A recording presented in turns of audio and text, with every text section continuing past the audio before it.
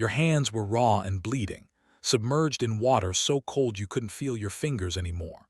You'd been washing other people's clothes for 11 hours, scrubbing stains out of fabric against a washboard until your knuckles split and bled into the dirty water. The lye soap burned every open cut on your hands, a constant stinging pain you learned to ignore. Your back screamed from bending over the washing tub. Your feet were numb from standing on the cold stone floor. You were 23 years old and your body already felt ancient. This was your 6th day this week. Tomorrow you'd do it again. And the next day. And the day after that. Because if you stopped, you didn't get paid. And if you didn't get paid, you and your 3 children didn't eat. Your husband had died 18 months ago, crushed in a factory accident that the owners called his own fault. No compensation, no support. Just a widow with 3 mouths to feed and no skills that anyone valued. So you washed clothes, 14 hours a day when you could get the work, for pennies. Literal pennies that added up to barely enough to rent a single room and buy the cheapest food. This was being a woman in the 1800s, not tea parties and elegant dresses and ladies being ladies. Just work. Brutal, endless, body-destroying work that society pretended didn't exist because acknowledging it would ruin the fantasy that women were delicate creatures who needed protection. You weren't protected. You were drowning. And no one cared. The 18 and early 1900s saw the vast majority of women working in conditions that were brutal, dangerous, and largely invisible to the people who created romantic myths about the past. Yes, wealthy women existed. Women who had servants and leisure time and could afford to be ladies. But they were a tiny minority. Most women were poor or working class, and their lives were defined by relentless labor. Married women worked in addition to bearing and raising children. They took in laundry. They sewed piecework. They cleaned houses. They worked in factories when they could get hired. Single women and widows had even fewer options. Domestic service was the largest employer of women, but it meant living in someone else's house, working 16-hour days, with no privacy and minimal pay. Factory work paid slightly better but was dangerous and exhausting. Textile mills, match factories, and other industrial workplaces employed thousands of women in conditions that maimed and killed them. And all of this work was done while society insisted that women were too delicate for physical labor, that their place was in the home, that they needed male protection. The contradiction was staggering. Society claimed women were fragile while working them to death, claimed they belonged at home while forcing them into factories and sweatshops. And when women's bodies broke down from the labor, society blamed them, said they were weak, said they weren't trying hard enough. Never acknowledged that the system was designed to destroy them. Mary O'Connor was 21 when she became a widow in Dublin in 1872. Her husband had been a dock worker. He'd been killed when cargo shifted and crushed him. Mary was left with 2 children, ages 3 and 1, and no income. She had no family to support her, no savings, no property, just 3 mouths to feed and no way to feed them. She tried to find work immediately. Domestic service wouldn't take her because she had children. Factories didn't want her for the same reason. She couldn't work the hours they demanded and also care for 2 small children. So she did what thousands of desperate women did. She took in washing. People would bring their dirty laundry to her rented room. She'd wash it, dry it, press it, and return it. The pay was abysmal, maybe 3 pence per load, and a load could take 6 hours to process. She worked from 4 in the morning until midnight, washing clothes, with breaks only to feed her children and put them to bed. Her hands were in water constantly. Cold water in winter because she couldn't afford to heat it.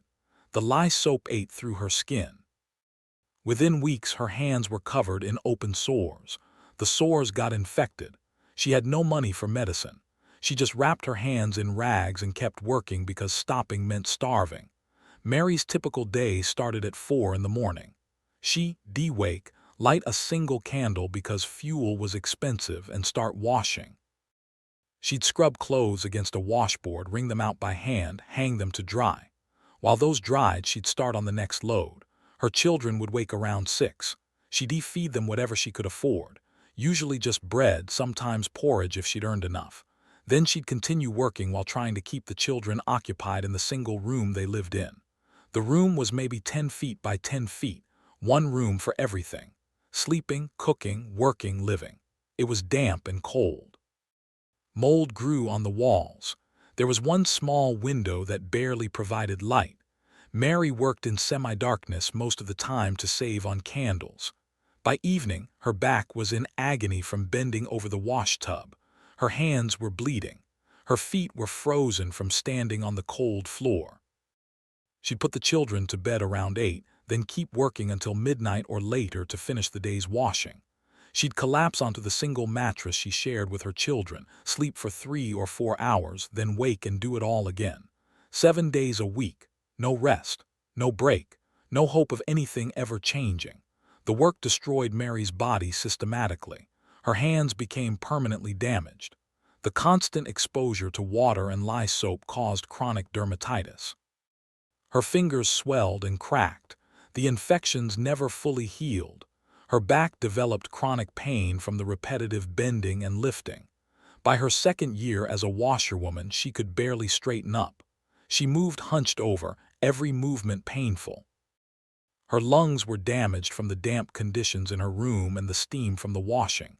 She developed a chronic cough that never went away, and the malnutrition weakened her entire system. She ate the bare minimum to survive because her children needed food more than she did.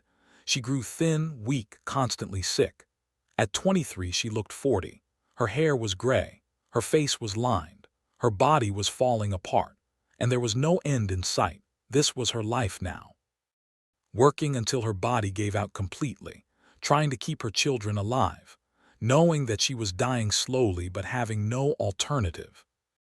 If you were Mary, trapped in a cycle of brutal labor that was killing you, watching your body deteriorate, knowing your children depended on you but that you couldn't survive this much longer, what would you have done? Would you have kept going? Would you have found the strength somewhere? Or would you have given up? Many working women faced additional exploitation beyond the brutal labor. Sexual harassment and assault were constant threats. Women working in domestic service were vulnerable to male employers and their sons. Factory girls were vulnerable to foremen and supervisors who controlled their employment. Women had no recourse, no way to complain without losing their jobs, and if they became pregnant from assault, they were blamed and fired, thrown out to survive however they could. Many turned to prostitution out of sheer desperation. It was often the only way to earn money when every other door was closed. Society condemned these women as immoral while ignoring the system that had forced them into that position. Mary faced harassment from men who brought her their laundry. They'd make comments, propositions, sometimes try to grab her. She had to tolerate it because she needed their business. She couldn't afford to refuse customers. So she endured the humiliation, the fear, the violation of men who saw her desperation and took advantage of it. This was normal for working-class women, expected, just another hardship they had to bear in silence. But here's what makes working women's lives in the past even more cruel. Society pretended they didn't exist. The cultural image of women in the 1800s was the lady, the refined, delicate woman who presided over a nice home, did needlework, received callers, and basically led a life of genteel leisure. That was the ideal, the standard against which all women were measured, but it was accessible to maybe 5% of the female population. The rest worked brutally hard in jobs that destroyed them, and yet society maintained the fiction that real women didn't work. That working women were somehow failed women, that if you had to labor for wages, you failed at being properly feminine. The contradiction was insane. Working women were simultaneously invisible and condemned. Invisible because acknowledging their labor would undermine the mythology of feminine delicacy. Condemned because their need to work marked them as lower class and therefore not worthy of respect. The wealthy women who lived the leisured lifestyle could do so only because working women did their labor for them. The servants who washed their clothes, cleaned their houses, cooked their food. The factory workers who made their fancy textiles and consumer goods. The entire system of feminine gentility was built on the invisible labor of women like Mary. And those women got no recognition, no respect, no acknowledgement that they were the foundation holding up the entire fantasy. Think about how women's history is often presented. Grand ladies, beautiful dresses, social events, romance. Now think about Mary, hands bleeding in a wash tub, back breaking from 14-hour days, children hungry because she couldn't earn enough. That's the reality for most women in history. Which story gets told? Which story gets remembered? And why? Most working-class women didn't live long. The combination of brutal labor, malnutrition, repeated pregnancies, and complete lack of medical care killed them young. Mary made it to 26. 5 years of washing other people's clothes.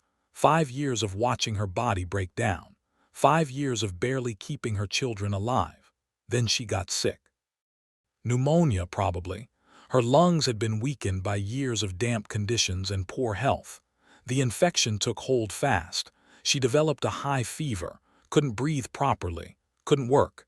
And if you couldn't work, you couldn't pay rent. Mary's landlord evicted her when she was 3 days into the illness. She was too sick to protest. A neighbor helped move her and the children to a charity hospital. The hospital was overwhelmed, underfunded, basically a place where poor people went to die. Mary was put in a ward with 50 other women. No privacy, minimal care. The nurses were overworked and often cruel. Mary lay in a bed with filthy sheets, her fever climbing, her lungs filling with fluid. She couldn't breathe lying down. Had to sit propped up, gasping for air. Her children were taken away. The hospital wouldn't allow them to stay. They were sent to a workhouse where they'd be separated and forgotten. Mary died on her 8th day in the hospital. She was 26 years old. She spent 5 years working herself to death to support her children. And in the end, she died alone in a charity ward while her children were taken by a system that would likely destroy them. Her body was buried in a pauper's grave. No marker, no funeral, no record beyond a notation in the hospital log. Woman, washerwoman, pneumonia, deceased. That was all. Her life reduced to a few words. And the system that had killed her continued unchanged. More widows would take in washing. More women would work themselves to death. More bodies would end up in unmarked graves. Because society didn't value working women, didn't see them as deserving of better, saw them as expendable labor that could be used up and replaced. The myth of the lady persisted even as millions of women like Mary worked and died in conditions of extraordinary hardship. Books were written celebrating feminine refinement. Art depicted genteel women in beautiful settings. Society maintained the illusion that women were delicate, protected, living lives of comfort and ease. Meanwhile, women were being worked to death in factories, sweatshops, and their own homes, dying young from overwork and poverty, losing their children to the same system. And all of it was invisible, hidden, ignored, because acknowledging working women's reality would have required society to do something about it, would have required fair wages, reasonable hours, safe working conditions, support for widows and single mothers, would have required the wealthy to give up some of their comfort so that working women could survive. And that was too much to ask. So the myth continued, and women like Mary continued to die, quietly, invisibly, without anyone noticing or caring. Even when labor reforms eventually came, when working hours were limited and some protections were put in place, working-class women were often excluded. The reforms focused on male workers and children. Women's labor was still seen as secondary, temporary, not worthy of the same protections. Women continued working in exploitative conditions well into the 20th century, continued earning less than men for the same work, continued being denied opportunities and protections. The systemic devaluation of women's labor that killed Mary in 1877 was still operating 100 years later, still operating today in many forms. Women's work is still undervalued, still underpaid, still taken for granted as something that will happen regardless of how little it's compensated. Mary washed clothes for pennies while destroying her body. Today, women work in similar conditions in different industries: garment workers, domestic workers, care workers. The faces change, The specific tasks change, but the fundamental calculation remains the same. Women's labor is cheap. Women's suffering is acceptable. Women's lives matter less than the system that exploits them. Mary died believing she'd failed to keep her children safe, failed to earn enough, failed to survive. But she hadn't failed. The system had failed her, had given her impossible choices.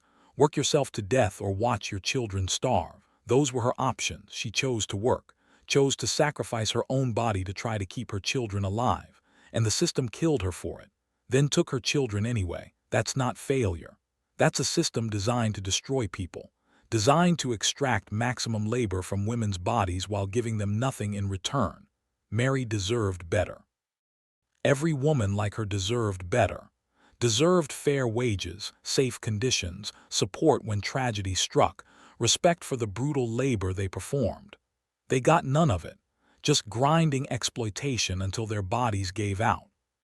Just early deaths and unmarked graves in a society that erased them from history because acknowledging them would ruin the pretty myths about the past. The lady is a lie. The reality is Mary, hands bleeding in a wash tub, children hungry, body breaking down, dying at 26 from work that should never have been hers to bear alone. That's the truth of women's history. That's what working women's lives really meant. And until we stop romanticizing the past and face what it actually was, we'll keep repeating the same patterns. Keep undervaluing women's work. Keep accepting women's suffering as the price of maintaining systems that benefit everyone except them. Mary's death teaches us that, and we should finally learn the lesson.